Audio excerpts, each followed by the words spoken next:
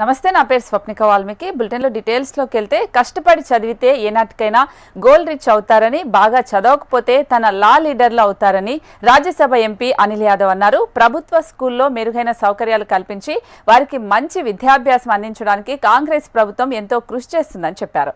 విద్యార్థుల సమస్యలు తీర్చడానికి తన వంతు సహాయ సహకారాలు అందిస్తానని అనిల్ యాదవ్ హామీ ఇచ్చారు. కంటోన్మెంట్ మారేడుపల్లిలోని ప్రభుత్వ స్కూల్లో నోట్ బుక్స్ పంపిణీ కార్యక్రమంలో ఆయన పాల్గొన్నారు. కాంగ్రెస్ నాయకురాలు వైష్ణవి యాదవ్ అందిస్తున్న సాయంపై ఆనందం వ్యక్తం చేశారు. చదువు చదువుతారో వాళ్ళు 100% లైఫ్ లో చాలా పైకి పోతారని కూడా నేను భావిస్తున్నాను. ఎందుకంటే చాలా మంది చాలా పెద్ద పెద్ద పొజిషన్స్ కు పోయిన ప్రతి ఒక్కరు కూడా చాలా కింది స్థాయి నుంచి వచ్చిన వాళ్ళే ఉన్నారు.